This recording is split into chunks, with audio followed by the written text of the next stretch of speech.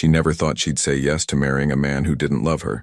But when Zephyr Alexander Aldridge III asked, her heart betrayed every rational thought. June Rose Caldwell adjusted her navy blazer nervously as she stood outside Zephyr's corner office on the 42nd floor.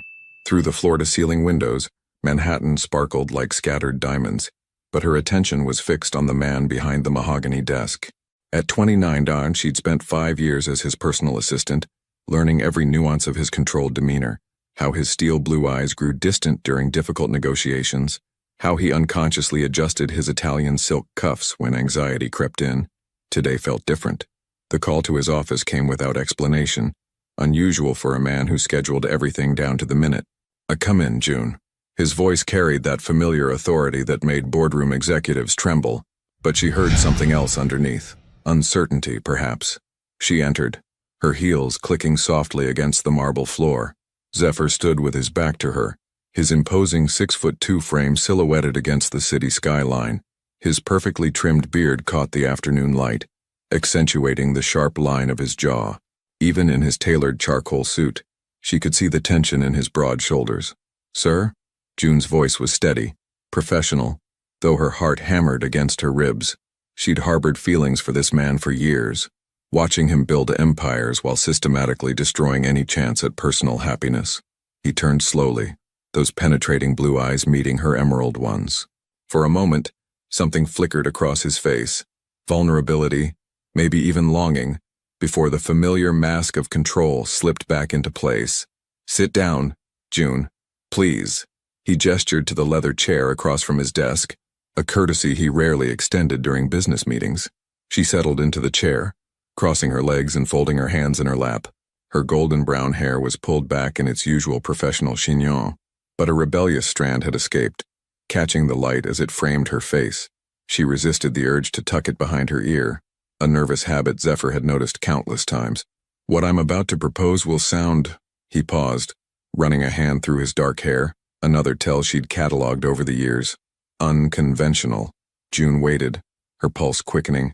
In 5 years, she'd never seen Zephyr Aldridge struggle for words. "My grandfather's will contains a clause I've managed to avoid until now." His jaw tightened, that familiar muscle jumping when he was frustrated. "To inherit the full estate and maintain control of Aldridge Holdings, I must be married before my 35th birthday." The words hung in the air between them. June's breath caught, but she remained silent, years of professional training keeping her expression neutral. "I have 8 months."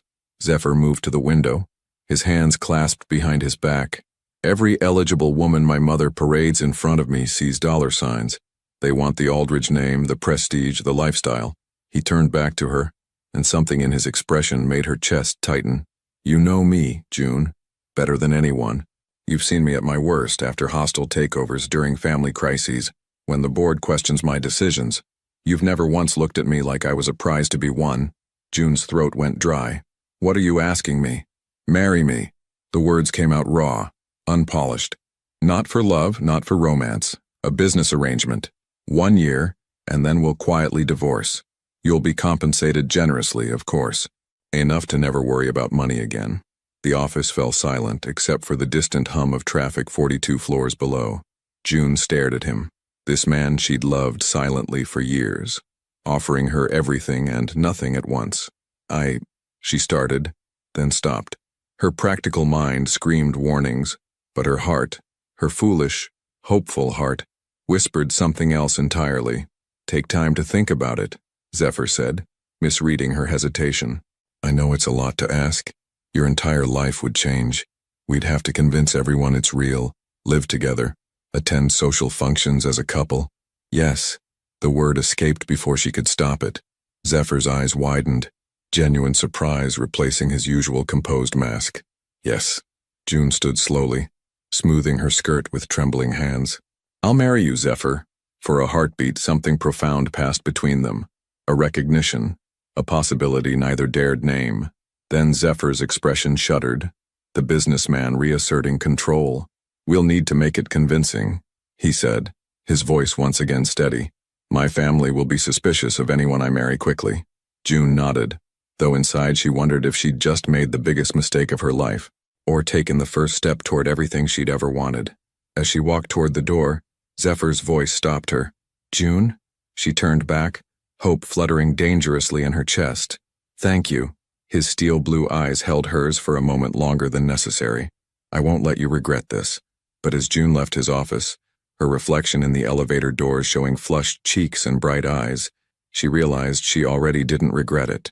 What she didn't know was that in 12 months, she'd discovered just how dangerous it could be to love a man who believed he was incapable of loving her back.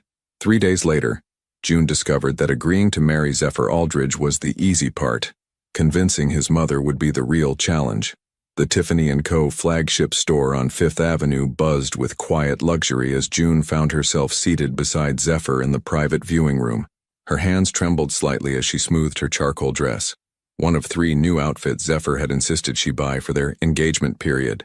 The irony wasn't lost on her that she was using his money to buy clothes to pretend to be his fiancée. This one, Zephyr's voice was matter-of-fact as he pointed to a stunning emerald-cut diamond that caught the boutique lighting like captured starlight. It matches your eyes. The comment was so unexpected, so personal, that June's breath hitched.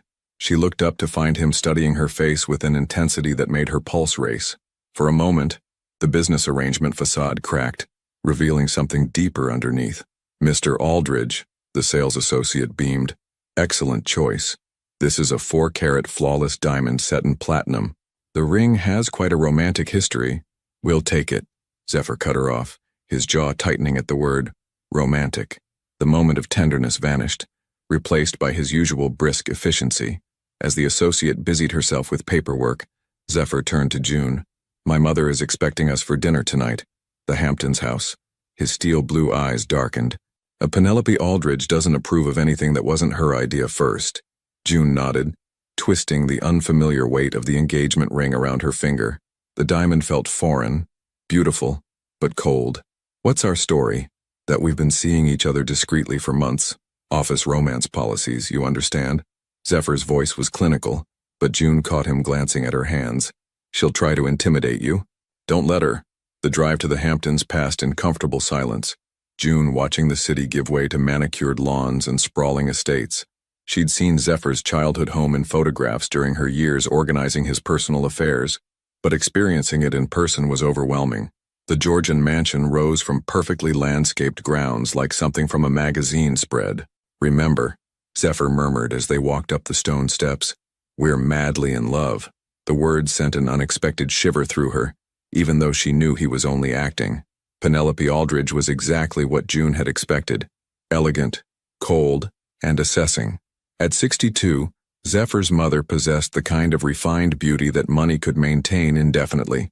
Her silver hair was pulled back in a perfect chignon, her navy Chanel suit impeccable, her smile as sharp as her diamond tennis bracelet. So, Penelope said over the first course, her pale blue eyes, so like her son's, fixed on June. Zephyr tells me you've been working together for quite some time. The emphasis on working was subtle but unmistakable. June felt heat rise in her cheeks but kept her voice steady. 5 years. I've had the privilege of watching him build something extraordinary. How quaint. Penelope's smile didn't reach her eyes. And your family. I don't believe I know any Caldwells from our usual circles. Ohio, June replied simply. My father worked construction. My mother was a teacher. They taught me that honest work has its own dignity. Zephyr's fork paused halfway to his mouth. Something flickered across his face. Surprise, perhaps even admiration, before he resumed eating. Ohio, Penelope repeated, as if the word tasted unpleasant. How rustic. The dinner continued with Penelope's pointed questions and barely veiled insults. June answered each one with grace, her Midwestern upbringing serving her well. She watched Zephyr from the corner of her eye, noting how his jaw tightened each time his mother's comments grew sharper. Finally, as dessert was served, Penelope turned her attention to her son. I suppose this explains your recent distraction at the office. Mother always said mixing business with pleasure was dangerous. June isn't a distraction, Zephyr said quietly, but there was steel underneath the calm tone. She's the best thing that's ever happened to me. The words hung in the air, and for a heartbeat, June almost believed he meant them. Their eyes met across the table, and something passed between them. Electric, undeniable, terrifying. Penelope's laugh was like ice crystals, How romantic. I do hope this isn't some misguided attempt at rebellion, darling. The Aldridge name requires a certain caliber of companion. That's when Zephyr's control finally snapped. Enough. His voice was dangerously quiet as he stood, his napkin falling to the floor. June is more gracious, intelligent, and genuine than anyone in your precious social circle. If you can't see that, it says more about you than it does about her. June's heart hammered as Zephyr moved to her chair, offering his hand. We're leaving. As they walked to the car, June's mind reeled. The way he defended her, the protective fury in his voice. It felt real, too real for comfort. I'm sorry, Zephyr said once they were on the road back to the city. She was out of line. It's okay. I expected worse, actually. He glanced at her, surprise flickering across his features. You did? June smiled sadly. I know what people like her think of people like me. I've known it my whole life. Something in Zephyr's expression shifted, became almost tender. You handled yourself perfectly. She respected you by the end. Penelope only attacks people she considers threats. Threats to what? Zephyr was quiet for a long moment, his hands gripping the steering wheel. To her vision of who I'm supposed to be. June studied his profile in the dashboard light, the sharp line of his nose, the way his beard emphasized his strong jaw, the almost vulnerable set of his mouth. And who are you supposed to be? He didn't answer immediately, but when he did, his voice was barely above a whisper. Someone who doesn't deserve someone like you. The confession hung between them as they drove through the night, and June realized their fake engagement was about to become the most real thing in her life. The key to Zephyr's penthouse felt heavier than it should have as June stood outside his door, her single suitcase at her feet and her heart hammering against her ribs. This is temporary, she whispered to herself, the same mantra she'd been repeating for the past week. But as the door swung open to reveal Zephyr in dark jeans and a cream cashmere sweater, more relaxed than she'd ever seen him, her resolve wavered dangerously. Hey, let me help you with that.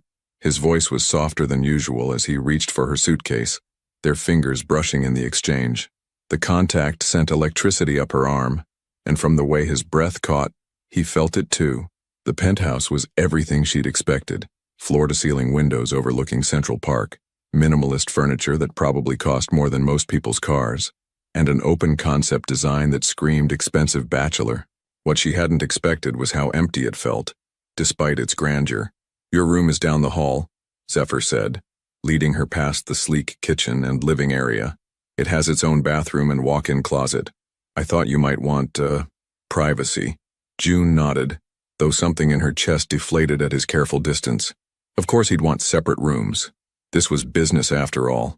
The guest room was larger than her entire apartment had been, decorated in soft grays and whites with windows overlooking the park. It was beautiful, impersonal, and nothing like the cozy chaos she'd left behind. There's something else, Zephyr said, lingering in the doorway. My assistant position is officially yours again, but we'll need to hire someone to handle the day-to-day tasks. It would look strange if my fiancé was still fetching my coffee. The way he stumbled over the word fiancé made her stomach flutter. Of course, June agreed, though the thought of training someone else to anticipate his needs, to read his moods, to know exactly how he liked his morning espresso made her irrationally jealous. That evening, as June unpacked her meager belongings into the massive walk-in closet, she heard something unexpected. Music. Following the sound, she found Zephyr in the kitchen, sleeves rolled up, attempting to cook while jazz played softly from hidden speakers. I thought I'd make dinner, he said without looking up from what appeared to be a very unsuccessful attempt at pasta. But I'm beginning to think takeout might be safer. June laughed, actually laughed at the sight of this powerful billionaire looking helplessly at a pot of boiling water. When's the last time you cooked anything? College, and it didn't go well then either. He turned to her with a self-deprecating smile that transformed his entire face, making him look younger, more approachable, more human. Here, let me. June moved to the stove, acutely aware of Zephyr stepping aside to give her room. The kitchen suddenly felt smaller with both of them in it, the air charged with an intimacy that had nothing to do with the business arrangement they'd made. As she salvaged his dinner, Zephyr leaned against the counter, watching her with an intensity that made her hands shake slightly as she stirred the sauce. You don't have to take care of me, June, he said quietly. That's not what this arrangement is about. She looked up at him, noting the way his dark hair had fallen across his forehead, how his steel blue eyes seemed warmer in the kitchen lighting. I know, but old habits die hard. Is that what this is? A habit? The question hung between them, loaded with meaning neither was ready to acknowledge. June turned back to the stove, using the motion to hide her blush. They ate dinner at his dining table, a massive piece of glass and steel that could seat 12 but felt intimate with just the two of them. Zephyr asked about her family, her childhood in Ohio, her dreams before she'd become his assistant. June found herself sharing stories she'd never told anyone, watching his face soften as she described her parents' modest but happy marriage. They sound wonderful, Zephyr said when she finished telling him about her father teaching her to fix cars in their garage. They are, June corrected herself, though grief still tugged at her heart when she thought of her father's passing 2 years ago. Mom still lives in the same house. She thinks this whole thing is. June paused, realizing she was about to say, fake. What does she think? That I'm marrying too quickly? That I should be careful with my heart? June met his eyes across the table. She worries I'll get hurt. Something flickered across Zephyr's face. Guilt, perhaps, or something deeper. She sounds like a smart woman. Later, as June lay in her new bed listening to the unfamiliar sounds of the city 40 floors below, she heard Zephyr moving around his room next door. The walls were thicker than in her old apartment, but she could still make out the sound of running water, the soft thud of drawers opening and closing. She closed her eyes and tried not to think about him just a few feet away, tried not to imagine what he looked like without the armor of his expensive suits. This was temporary, she reminded herself. 1 year, and then back to her real life. But as sleep finally claimed her, June couldn't shake the feeling that there was no going back from this. Not when Zephyr had smiled at her in the kitchen like she was the most fascinating woman he'd ever met. Not when her heart was already 3/4 of the way to breaking. The charity gala was supposed to be their first public appearance as an engaged couple, but June hadn't expected it to feel like walking into a den of perfectly dressed wolves. She stood before the full-length mirror in her bedroom, adjusting the emerald silk gown Zephyr had insisted she buy for the occasion. The dress hugged her curves in all the right places, its color bringing out the green in her eyes, but she felt like she was playing dress-up in someone else's life. June, Zephyr's voice came through her bedroom door, followed by a soft knock. Are you ready? She opened the door to find him in a perfectly tailored black tuxedo, his bow tie slightly crooked. The sight of him took her breath away. He looked like he'd stepped out of a magazine, all sharp lines and masculine elegance. Your tie, she said softly, reaching up without thinking to adjust it. Her fingers brushed against his throat, and she felt his pulse jump beneath her touch. Thank you, he murmured, his voice rougher than usual. His steel blue eyes searched her face, lingering on her lips. You look like I don't belong. June tried to laugh, but it came out shaky. Beautiful, he finished, his hand coming up to cup her cheek. You look absolutely beautiful, Uni. The nickname, spoken so tenderly, made her heart skip. For a moment, they stood frozen in her doorway, the air between them electric with possibility. Then Zephyr stepped back, his mask of control sliding back into place. We should go. The car is waiting. The Metropolitan Museum was transformed for the evening, its grand halls filled with New York's elite. June recognized faces from magazines and society pages, women dripping in diamonds and men whose net worth could fund small countries. I remember, Zephyr murmured as they entered, his hand warm at the small of her back. We're madly in love.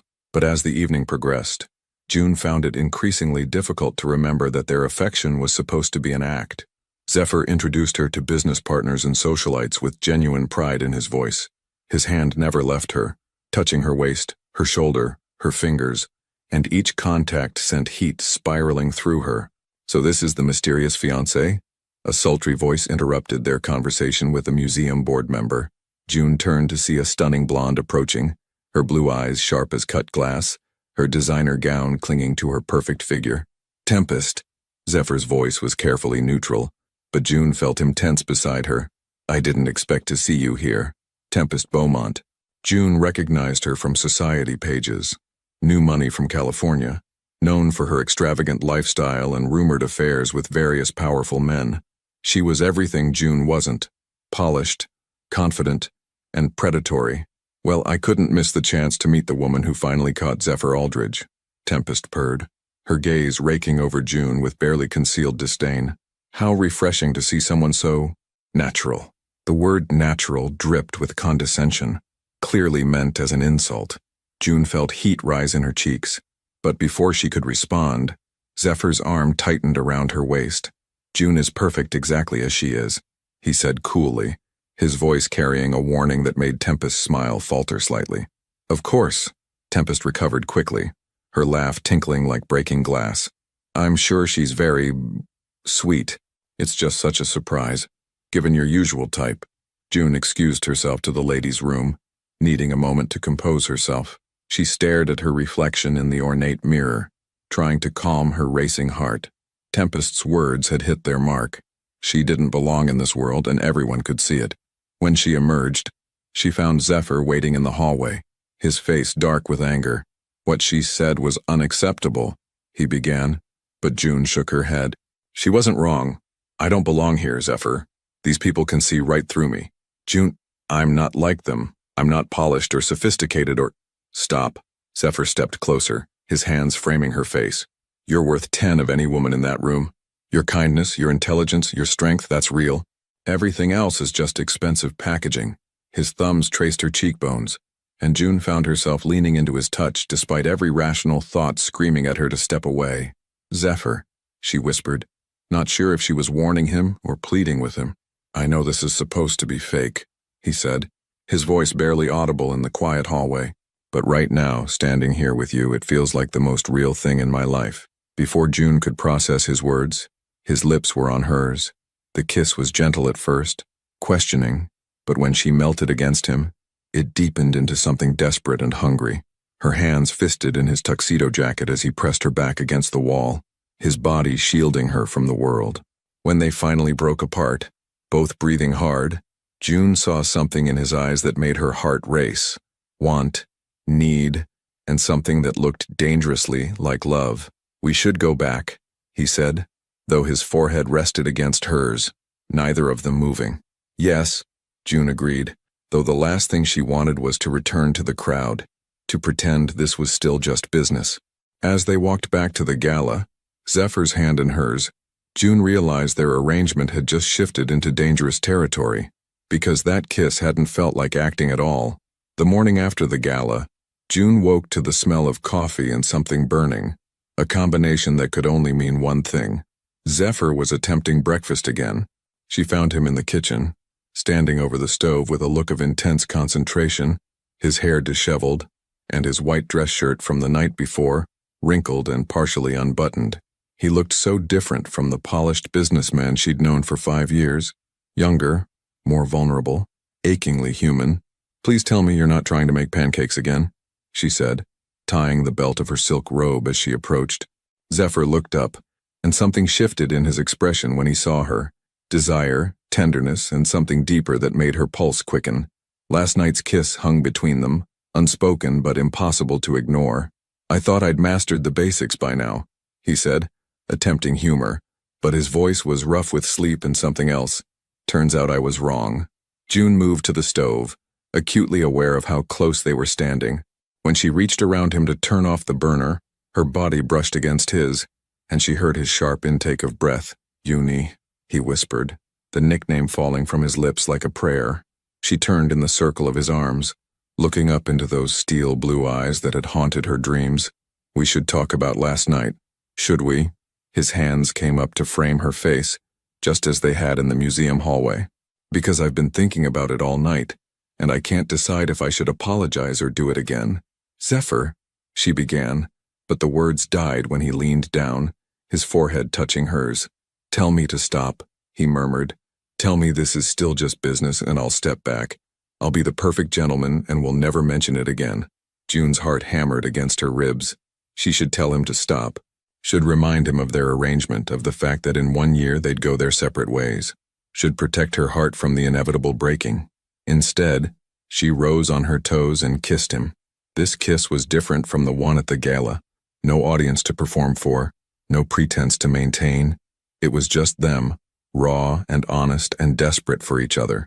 Zephyr's arms came around her, lifting her onto the kitchen counter as she wrapped her legs around his waist. "This changes everything," he said against her lips, his voice strained with want. "I know," June whispered back, her fingers tangling in his hair. What followed were days that felt like a dream. Zephyr worked from home more often, citing meetings he could handle remotely. But June suspected he simply wanted to be near her. They cooked together in the evenings, her teaching him simple recipes while he distracted her with stolen kisses and wandering hands. They watched old movies on his massive couch, June curled against his side, both of them pretending to pay attention to the screen while stealing glances at each other. He learned her habits, how she unconsciously played with a strand of hair when she was thinking, how she hummed softly while organizing his ties by color, how she looked first thing in the morning with her golden brown hair mussed and her cheeks flushed with sleep. She discovered his vulnerabilities, how he sometimes woke from nightmares he wouldn't discuss, how he relaxed completely only when she was in his arms, how he whispered her name in his sleep. 3 weeks into their new reality, as rain drummed against the penthouse windows, Zephyr found June in his study, curled in the leather chair with one of his books. "Pride and Prejudice?" he asked, noting the title with surprise. "You have excellent taste in literature," June said, looking up at him with those emerald eyes that never failed to stop his breath. "Though I wouldn't have pegged you for a romance reader. My grandmother's influence," Zephyr admitted, settling into the chair across from her. "She insisted I read the classics, said they'd teach me about the human heart." "And did they?" Zephyr was quiet for a long moment, studying her face in the lamplight. "I thought I understood what love looked like from books, all passion and grand gestures and dramatic declarations. And now I think love is quieter than that." His voice was soft, contemplative. "It's making coffee the way someone likes it without being asked. It's laughing at terrible cooking attempts. It's feeling at home with someone even when everything else in your life is chaos." June's breath caught at the words, at the tender way he was looking at her. "Zephyr, I'm falling in love with you, Uni." The confession came out raw and honest. "I know that wasn't the deal. I know this complicates everything. But I needed you to know." The book slipped from June's fingers as she stared at him, her heart racing. The man who'd built walls around his heart, who'd convinced himself he was incapable of love, was looking at her like she was his salvation. "I've been in love with you for years," she whispered back, the truth finally free. "Since the first week I worked for you, when you stayed up all night helping me fix a mistake I'd made. I thought I was good at hiding it." Zephyr was across the room in 3 strides, pulling her from the chair and into his arms. When he kissed her this time, it was with the weight of years of unspoken longing, of love finally acknowledged and returned. Later, as they lay tangled together in his bed, June traced patterns on his bare chest while rain continued to fall outside. "What happens now?" she asked softly. Zephyr's arms tightened around her. "Now we see where this takes us. No more pretending, no more arrangements, just us." June smiled against his skin, finally allowing herself to hope for a future she'd never dared to dream of. But if she'd known what the next few months would bring, she might have held on to this moment of perfect happiness a little tighter. June stared at the pregnancy test in her trembling hands, her heart hammering so loudly she was sure Zephyr could hear it from the bedroom next door. 2 pink lines, clear as day, unmistakable. She sank onto the edge of the marble bathtub in their ensuite, her legs suddenly unable to support her. After 11 months of pure happiness, of love that felt like a miracle, this should have been the ultimate blessing. She should be racing to tell Zephyr, should be planning nurseries and picking out names. Instead, terror gripped her chest like a vice. Not because she didn't want this baby, babies, the doctor would confirm in a few hours, twins, but because of the conversation they'd had just last week. Zephyr, lying beside her in the afterglow of lovemaking, his fingers tracing lazy patterns on her bare shoulder. "Sometimes I wonder what our children would look like," she'd whispered into the darkness, her heart full of dreams. "I think they'd have your eyes, those beautiful blue eyes." She'd felt him go rigid beside her, his hand stilling on her skin. When she'd looked up, his face had gone carefully blank, that familiar mask sliding back into place. "June," he'd said quietly, "you know I can't give you children." The words had hit her like ice water. "What do you mean?" I mean I can't."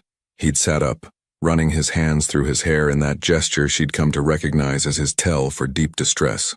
"There was an accident when I was younger. The doctors were very clear about the damage."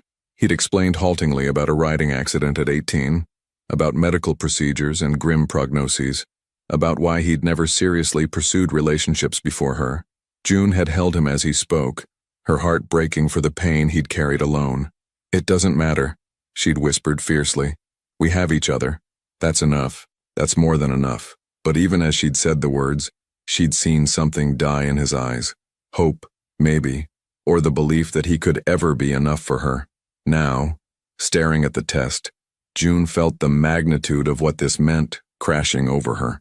Zephyr believed he was sterile, had built his entire sense of self around that devastating diagnosis. When she told him about the babies, he would know immediately that they couldn't be his.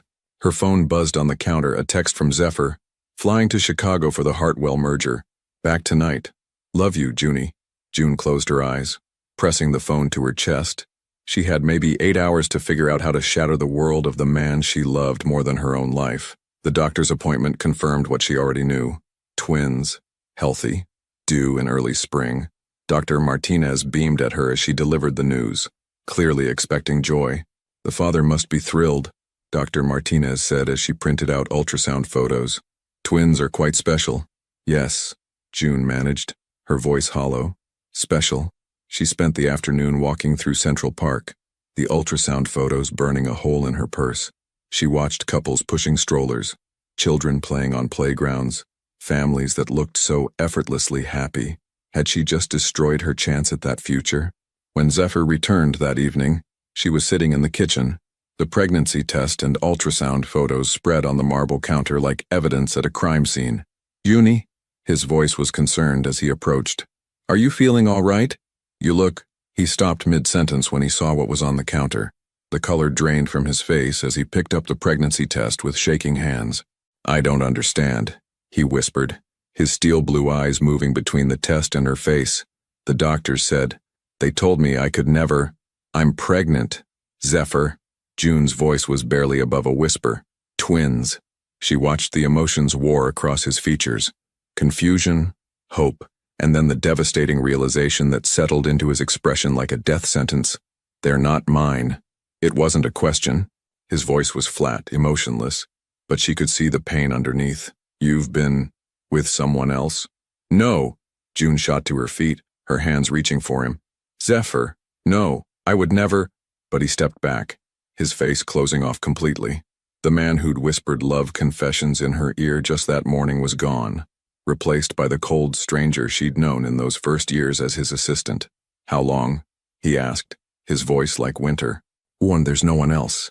June's voice broke. "There's never been anyone else. Not since we— Zephyr, please, Wayne, you have to believe me. The medical tests don't lie, June." He was putting on his coat, moving toward the door with mechanical precision. "I should have known this was too good to be true. Where are you going?" He paused at the door, not turning around. "To a hotel. I need to think. Zephyr, please. I'll have my lawyer contact you about the divorce proceedings. You'll be well provided for, of course. Both you and the children." The door closed behind him with a soft click that sounded like the end of everything. June sank to the kitchen floor, her sobs echoing through the empty penthouse as her perfect world crumbled around her. 3 months. 3 months since Zephyr had walked out that door, and he'd kept his word about staying away for exactly 1 week. June stood at the kitchen window, watching the morning sun paint Central Park in shades of gold, her hand unconsciously resting on her growing belly. At 5 months pregnant, she could no longer hide the evidence of her condition under loose sweaters and flowing dresses. The twins made their presence known with every movement, every flutter that reminded her of what she'd lost. The sound of a key in the front door made her freeze. She'd heard that same sound every morning for the past 11 weeks. Zephyr returning from wherever he spent his nights, moving through their home like a ghost haunting his former life. She didn't turn around when his footsteps entered the kitchen, but she could feel his presence like electricity in the air, could smell his familiar cologne mixed with exhaustion and something that might have been regret. "You're up early." His voice was carefully neutral, but she caught the rasp that suggested he hadn't slept much. "The babies don't seem to care about sleep schedules," June replied, keeping her back to him. She'd learned that looking at him was dangerous. His beard had grown scruffier, less perfectly maintained, and there were shadows under his steel blue eyes that spoke of his own sleepless nights. She heard him pause, and in the reflection of the window, she saw him staring at her profile, at the unmistakable curve of her belly beneath her silk pajama top. His hands clenched at his sides, and for a moment, Something raw and desperate flickered across his face before he looked away. "I'll be in the study," he said, his voice rougher than he probably intended. June nodded, finally turning as he retreated. She caught a glimpse of him in yesterday's wrinkled shirt, his usually immaculate appearance showing cracks that matched the fractures in both their hearts. This had become their routine, a careful dance of avoidance in a space that had once been filled with laughter and love. Zephyr worked from the study during the day, emerging only when he thought she was asleep. June had taken to preparing meals for two out of habit, leaving his portion covered on the counter like an offering to a deity who no longer answered prayers. But she knew he ate them. The plates were always clean in the morning, washed and returned to their exact spots in the cabinet. It was the only proof she had that he still cared, even if he could barely look at her. The worst part was catching glimpses of the man she'd fallen in love with in unguarded moments. Like yesterday, when she'd been struggling to reach something on a high shelf and had turned to find him standing frozen in the doorway, his whole body tense with the obvious desire to help her. Or the way she sometimes caught him watching her through the security cameras. She'd spotted the feed open on his laptop screen more than once, quickly minimized when she appeared. Dr. Martinez had expressed concern about her stress levels during her last appointment. "The babies are healthy, but you need to take care of yourself too, June. Is there someone who can support you through this?" June had smiled and lied, just as she'd been doing for months. Of course, everything's fine. But everything wasn't fine. She was living with the love of her life who believed she'd betrayed him in the worst possible way. She was carrying his children while he convinced himself they belonged to another man. And every day, she watched him punish himself for a crime that existed only in his wounded mind. That evening, as June sat in the nursery she'd been slowly preparing, surrounded by boxes of baby clothes and furniture, she heard something that made her heart stop. Zephyr's voice, muffled through the walls, but clearly in distress. She found him in his study, phone pressed to his ear, his free hand gripping his hair. "I don't care what it costs," he was saying, his voice broken in a way that made her chest ache. "Find me the best private investigator in the city. I need to know. I need to know who—" June's sharp intake of breath made him turn. When their eyes met across the room, she saw a pain so deep it nearly brought her to her knees. "I'll call you back," Zephyr said into the phone, never breaking eye contact with her. "You're hiring an investigator?" June's voice was barely a whisper. "I need to know who the father is." Each word seemed to cost him something vital. For the children's sake, they deserve to know. "Zephyr." June stepped into the room, her heart breaking all over again. "Please don't do this.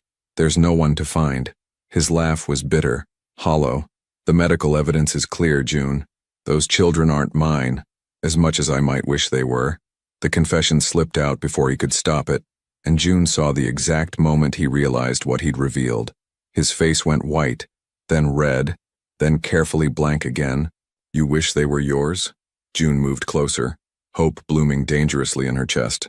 "It doesn't matter what I wish," Zephyr said, but his voice lacked conviction. "Facts are facts." "Are they?" June was close enough now to see the exhaustion etched in every line of his face, the way his beard had grown uneven, the tremor in his hands. What if the facts were wrong? What if the diagnosis was wrong? Something flickered in his eyes. Hope, quickly suppressed. "Don't Tolino. Don't make this harder than it already is." How could it possibly be harder? The words burst out of her, months of frustration and heartbreak finally finding voice. "I'm carrying your children, Zephyr, yours, and you're torturing us both because you're too afraid to believe in miracles. Because miracles don't happen to people like me," he said quietly, and the defeat in his voice nearly destroyed her. June reached for his face, her hands framing his jaw the way she used to, feeling the familiar scratch of his beard against her palms. "They do," she whispered. "They're happening right now." For a heartbeat, he leaned into her touch, his eyes closing as if in pain. Then he stepped back, the wall between them slamming back into place. "The investigator starts Monday," he said, his voice like steel. "We'll know the truth soon enough." As June watched him walk away, she realized that the truth might be the one thing that could finally tear them apart forever. Phoenix Marcus Thorne had investigated cheating spouses, missing persons, and corporate fraud, but he'd never taken a case that made his gut twist quite like this one. Sitting across from Zephyr Aldridge in the man's sterile office, Phoenix observed details that spoke volumes. The way Zephyr's expensive suit hung loose on his frame, suggesting weight loss, how his usually immaculate beard showed patches of gray that seemed to have appeared overnight. And most telling of all, the wedding photo on his desk that he kept face down but couldn't seem to throw away. "I need to know who she's been seeing," Zephyr said, his voice carefully controlled, but Phoenix caught the tremor underneath. "The timeline, the details, everything." Phoenix leaned back in his chair, his trained eye cataloging the man's tells, the way Zephyr drummed his fingers against the desk, nervous energy, how he avoided eye contact when mentioning his wife, guilt, the protective way he spoke about the unborn children even while believing they weren't his, love, whether he admitted it or not. "Mr. Aldridge," Phoenix said carefully, "I've reviewed your file, the medical records you provided. Before I start surveillance on your wife, I think we should verify the foundation of your assumptions. The medical records are clear." Zephyr's jaw tightened. "I was told definitively that I could never father children. Medical science has advanced significantly since your accident. False positives happen. Misdiagnoses occur." Phoenix pulled out a folder. "I took the liberty of researching your original doctor, Dr. Harrison Blackwell." Something flickered across Zephyr's face at the name, quickly suppressed. "What about him?" "He lost his license 3 years ago. Malpractice, falsifying records, taking bribes to provide favorable diagnoses for insurance claims." Phoenix slid a newspaper clipping across the desk. "Your diagnosis might have been compromised from the start." Zephyr stared at the article, his hands trembling almost imperceptibly. "That's impossible." "He was recommended by the Tempest Beaumont's family physician," Phoenix finished. "I did my homework, Mr. Aldridge. Miss Beaumont was dating you at the time of your accident. Her family paid for your medical treatment." The color drained from Zephyr's face. "You think Tempest?" "I think someone wanted you to believe you were damaged goods." Phoenix's voice was gentle but firm. "The question is why?" 3 days later, Phoenix sat in his car outside a trendy coffee shop in Soho, watching June Aldridge through the window. At 7 months pregnant, she moved carefully, one hand supporting her lower back as she waited in line. Even heavy with pregnancy, there was something luminous about her. The way other customers smiled when she passed, how the barista's face lit up when she approached the counter. Phoenix had been following her for 72 hours. Her routine was heartbreakingly simple. Doctor appointments, grocery shopping at the small market near the penthouse, long walks in Central Park, where she talked softly to her unborn babies, and visits to a small bookstore where she bought children's books with a wistful expression. There were no secret meetings, no mysterious phone calls, no clandestine encounters. June Aldridge spent her days alone, creating a life for the children she carried while the man she clearly still loved destroyed himself with suspicion. That evening, Phoenix made a decision that went against every professional protocol he'd ever followed. Instead of reporting to Zephyr, he approached June as she sat on a bench in Central Park, reading one of the children's books she'd purchased. "Mrs. Aldridge?" Phoenix kept his voice soft, non-threatening. "My name is Phoenix Thorne. Your husband hired me." June looked up, and Phoenix saw the exact moment recognition hit. Her emerald eyes filled with tears, but she didn't flee or rage at him. Instead, she simply closed the book and said, "He's still trying to prove I cheated." "Yes, ma'am." Phoenix sat on the opposite end of the bench, maintaining respectful distance. "But I think we both know what I'm going to find." "Nothing," June whispered. "You're going to find nothing because there's nothing to find." She placed both hands on her belly, where Phoenix could see movement beneath her coat. "These are his children. I've never been with anyone else." "I believe you," Phoenix said quietly, and watched surprise flicker across her face. "The question is, how do we convince him?" June was quiet for a long moment, watching a young couple push their toddler on the swings nearby. "He needs proof that he can father children, not proof that I didn't cheat. He's convinced himself he's broken, and nothing I say will change that." Phoenix studied her profile, noting the stubborn set of her jaw, the protective curve of her body around her unborn children. "What if I told you his original diagnosis might have been falsified?" June's head snapped toward him, hope blazing in her eyes for the first time since he'd been watching her. "What do you mean?" Phoenix explained about Dr. Blackwell, about Tempest's involvement, about the pattern of corruption he'd uncovered. With each revelation, June's expression shifted from hope to anger, to something that looked like fierce determination. "She did this," June said, her voice shaking with emotion. "Tempest orchestrated this whole thing. She made him believe he was sterile so he'd never pursue a real relationship. It looks that way. But proving it and convincing your husband are two different things. June stood abruptly, pacing to the edge of the small playground. He'll never believe it. Not without irrefutable proof. Then we get him irrefutable proof. Phoenix joined her, his military training evident in his straight posture and decisive tone. DNA tests, new medical evaluations, whatever it takes. And what if he still doesn't believe? What if he's too afraid to hope? June's voice broke on the last word. Phoenix watched her struggle with tears. This woman who'd been carrying the weight of her husband's pain along with her pregnancy. Then at least those babies will know the truth about their father. June nodded, wiping her eyes with the back of her hand. What do you need from me? Nothing. Just hold on a little longer. I think I can bring your husband home.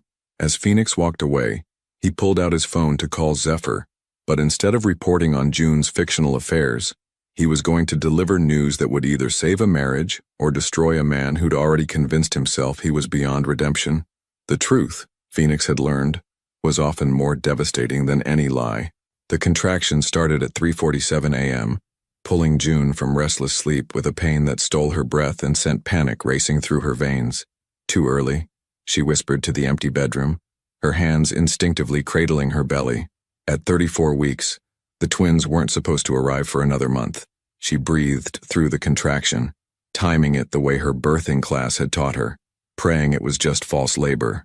But when the next one hit 8 minutes later, stronger and more insistent, June knew with crystalline clarity that her babies were coming whether she was ready or not. Her phone lay on the nightstand, Zephyr's contact information staring back at her. He'd been staying at the hotel for the past week, ever since Phoenix had requested a meeting that Zephyr kept postponing. The investigator had been calling daily with urgent information, but Zephyr seemed terrified to hear what he'd found. Another contraction gripped her, and June's vision blurred with pain and fear. She needed to get to the hospital, needed someone to drive her, needed... Her hands shook as she dialed.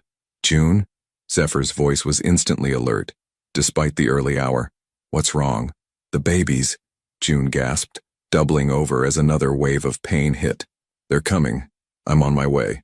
The line went dead, and June managed to grab her hospital bag, packed weeks ago in optimistic preparation, before the next contraction brought her to her knees. Zephyr burst through the penthouse door 12 minutes later, his hair disheveled, still wearing yesterday's wrinkled shirt, panic written across every line of his face. When he saw June crouched beside the couch, breathing heavily through a contraction, something primitive and protective blazed in his steel blue eyes. How far apart?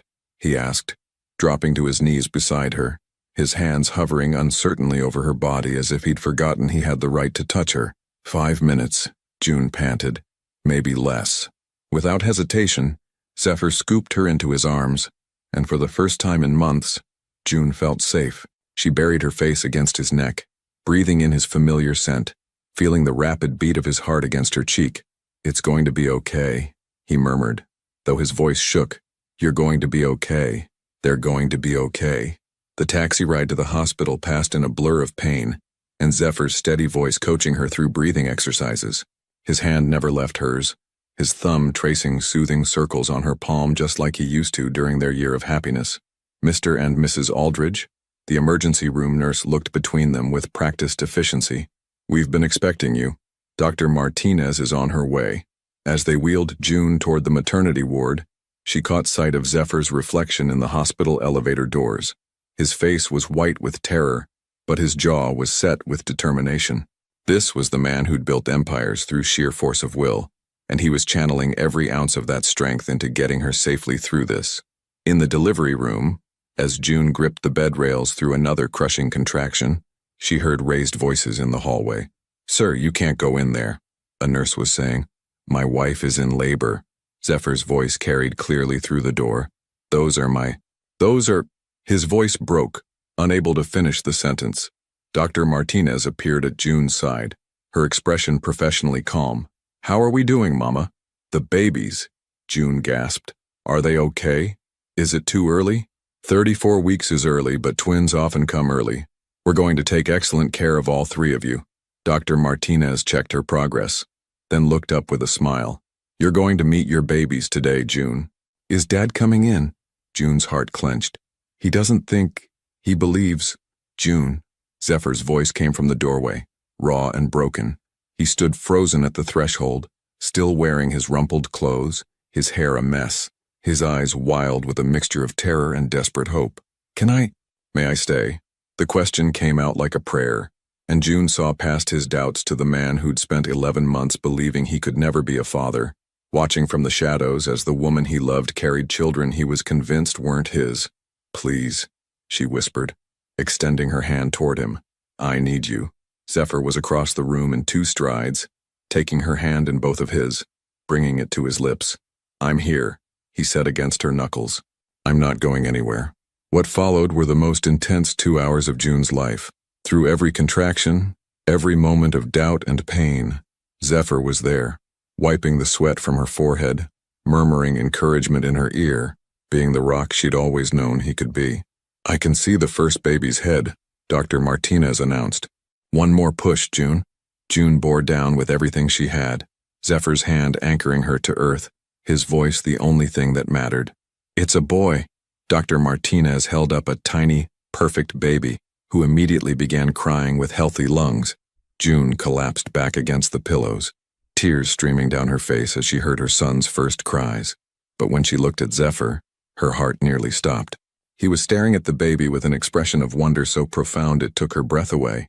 The tiny boy had dark hair and, when he briefly opened his eyes, the unmistakable steel blue of his father's gaze. He looks. Zephyr's voice was barely a whisper. He has your eyes, June finished softly. He has your eyes. Zeph. The nickname, unused for months, seemed to break something in Zephyr.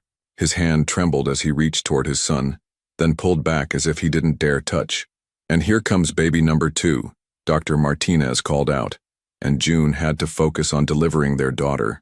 When both babies were finally cleaned and bundled, Dr. Martinez placed them in June's arms. The twins were small but perfect, their tiny fingers grasping at air, their eyes blinking up at the world they'd entered early. They're beautiful, Zephyr breathed, still standing frozen beside the bed. June, they're perfect.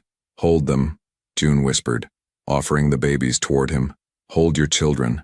For a moment, Zephyr looked terrified, as if touching them might make them disappear.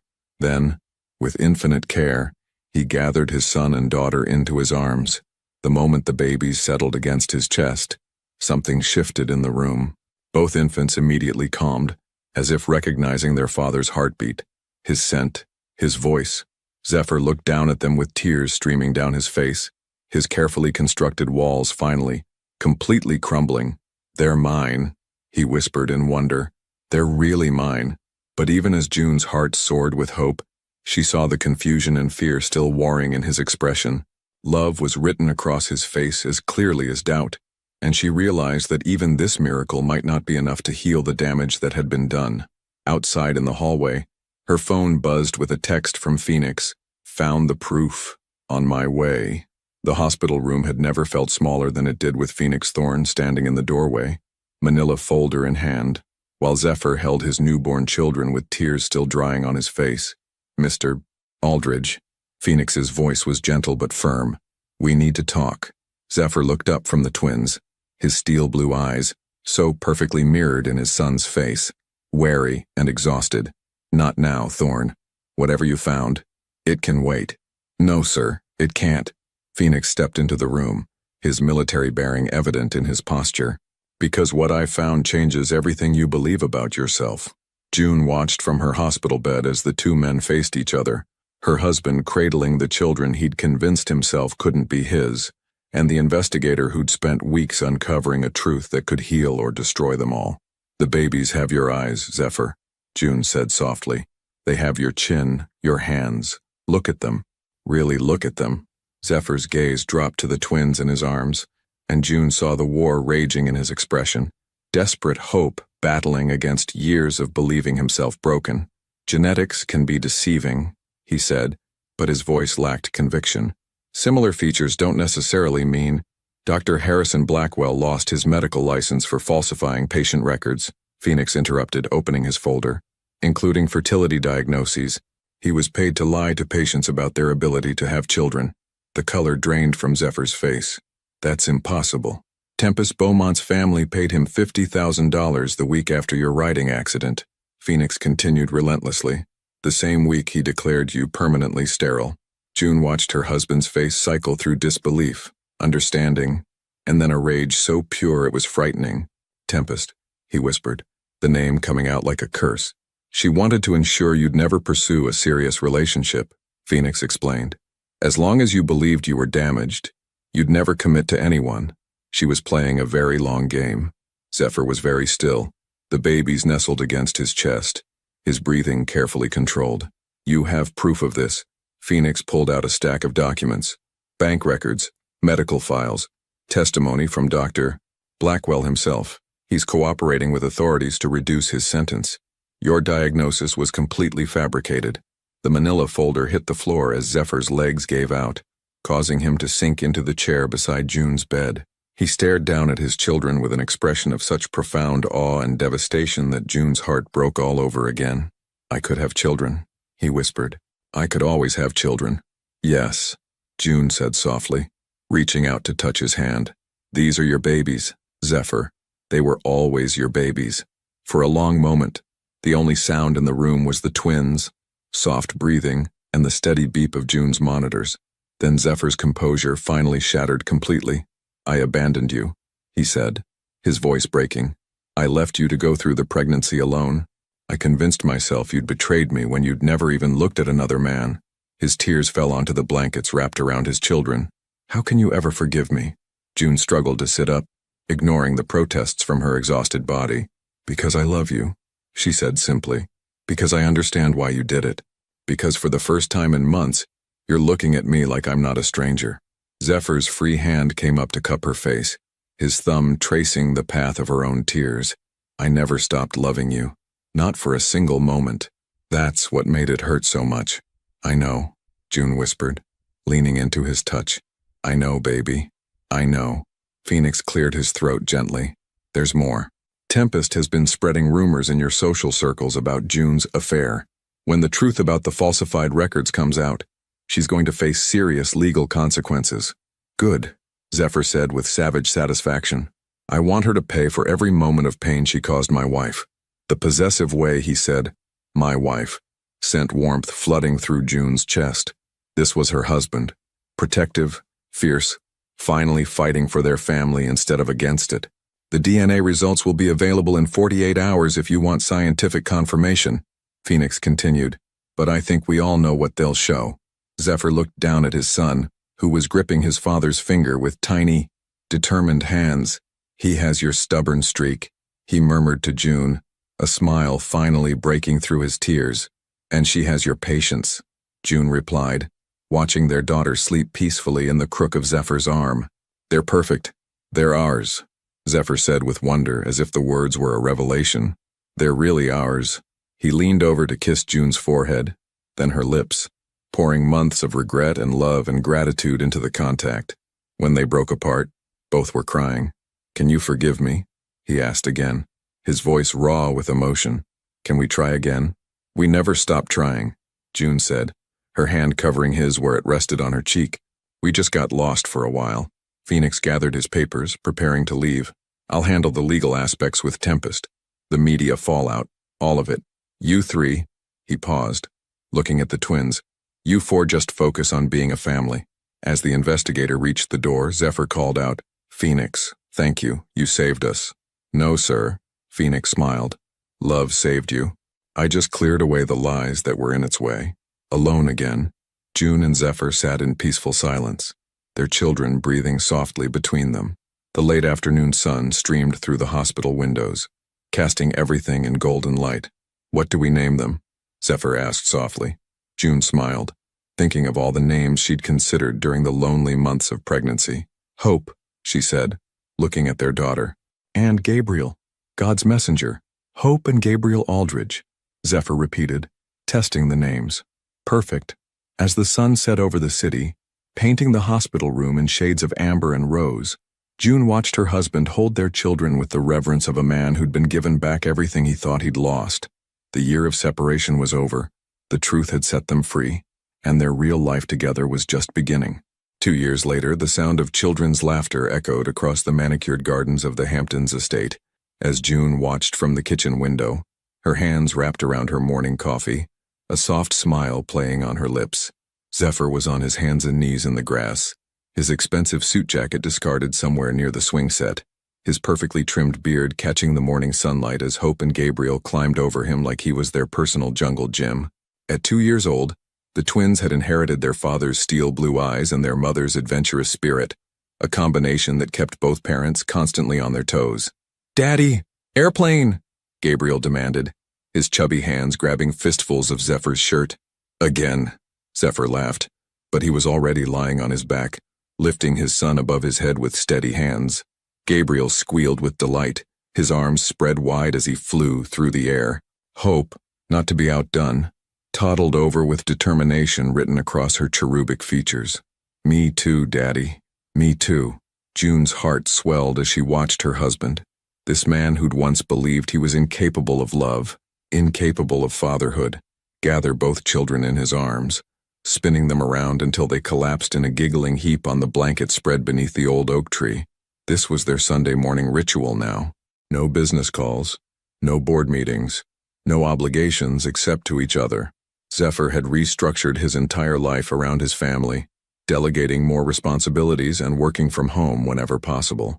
The man who'd once lived for corporate conquests now measured success in first words, first steps, and bedtime stories. "Coffee's getting cold," June called through the open window, though she made no move to go outside. She loved watching them together, loved seeing the pure joy on Zephyr's face when he was with their children. 5 more minutes, he called back, and June laughed because it was the same negotiation every Sunday. 5 minutes always turned into 20, then 30, until she'd eventually join them on the blanket with a thermos of coffee and whatever book the twins wanted to read. As if summoned by her thoughts, Hope broke away from the tickle fight and ran toward the house on unsteady legs, her golden brown curls, so like her mother's, bouncing with each step. "Mama! Mama! Come play!" June set down her coffee and headed outside, scooping up her daughter in a hug that smelled of sunshine and baby shampoo. "What are we playing?" "Family," Hope announced seriously, as if it were the most important game in the world. And maybe it was. June settled onto the blanket next to Zephyr, who immediately wrapped his free arm around her waist, pulling her close. Gabriel crawled into her lap while Hope claimed the space between her parents, and for a moment, they simply sat together in perfect contentment. "I have news," June said softly, her hand finding Zephyr's. Something in her tone made him look at her sharply, those steel blue eyes searching her face. "Good news or bad news?" June smiled, lifting their joined hands to rest on her still flat stomach. "That depends on how you feel about Hope and Gabriel getting a little brother or sister." Zephyr went very still, his gaze dropping to where their hands rested. "You're 12 weeks, June confirmed, watching emotions flicker across his face. Surprise, wonder, and pure, unadulterated joy. "Another miracle," he whispered, leaning in to kiss her temple. How did I get so lucky?" "We both got lucky," June corrected, thinking of how close they'd come to losing everything. "We got each other." Hope, oblivious to the significance of the moment, was busy arranging her toy tea set on the blanket. "Tea party, Daddy." "Of course, Princess," Zephyr said, accepting an imaginary cup with the same seriousness he'd once brought to million-dollar negotiations. "Is this Earl Grey?" Hope giggled. "It's butterfly tea, my favorite," Zephyr replied solemnly, pretending to sip. June watched this exchange with tears pricking her eyes. 2 years ago, she'd been alone in a hospital room, giving birth to children she thought their father would never acknowledge. Now, watching Zephyr participate wholeheartedly in a toddler's tea party, she marveled at how completely their lives had transformed. The legal fallout from Tempest's scheme had been swift and decisive. The socialite had faced fraud charges and social exile, her manipulation exposed to the very circles she'd tried so hard to infiltrate. But June found she couldn't summon much anger for the woman anymore. In a twisted way, Tempest's deception had led them here, to this deeper understanding of love, this appreciation for the family they'd built. Phoenix still visited regularly, having become something of an honorary uncle to the twins. His investigation had evolved into a lasting friendship, and June suspected his continued presence had as much to do with their single nanny, Miranda, as it did with checking on the family he'd helped save. "Mama sad?" Gabriel's voice interrupted her thoughts, his tiny hand patting her cheek with concern. "No, baby," June assured him, kissing his forehead. "Mama's very, very happy." "Happy tears," Hope announced wisely, having witnessed enough of her parents' emotional moments to recognize the difference. "That's right, sweetheart. Happy tears." Zephyr's thumb traced circles on June's hand, a gesture of comfort and connection that had become second nature. "When do we tell them about the baby?" "When I'm showing more," June said, though Hope might figure it out before then. "She's frighteningly perceptive." "Gets that from her mother," Zephyr murmured, pressing a kiss to June's neck that made her shiver despite the warm morning. As the sun climbed higher, painting the garden in golden light, June allowed herself to dream about the future. Another child to love, to raise, to watch grow alongside Hope and Gabriel, family vacations, birthday parties, school plays, and all the beautiful, chaotic moments that made up a life well lived. "I love you," she whispered to Zephyr, the words carrying the weight of everything they'd survived, everything they'd built, everything they still had to discover together. "I love you too, Junie," he replied, his voice thick with emotion. "More than I ever thought possible." Hope tugged on June's shirt, demanding attention. "Story time. Which story do you want to hear?" June asked, settling back against the tree with Gabriel in her lap, and Hope pressed against her side. "The one about Daddy saving the princess," Hope said without hesitation. June laughed, meeting Zephyr's amused gaze over their daughter's head. It was Hope's favorite story, a highly romanticized version of how Mommy and Daddy met, fell in love, and lived happily ever after. "Once upon a time," June began, "there was a princess who worked very hard every day." As she told the familiar tale, watched by her husband and children in the dappled shade of their favorite tree, June realized that the greatest miracle wasn't just that Zephyr could father children, or that they'd found their way back to each other after being torn apart. The greatest miracle was this: the ordinary magic of Sunday mornings, butterfly tea, and love that had grown stronger through testing. They had more than they'd ever dreamed possible. They had everything. The question for our viewers: have you ever discovered that something you believed about yourself wasn't true? How did it change your life? Your participation in our channel is very important to us. Please leave your thoughts in the comments below. Thank you for watching. If you enjoyed the story, please subscribe to our channel and leave a comment below, letting us know what you thought. Your feedback and support mean a lot to us. Stay tuned for more exciting stories.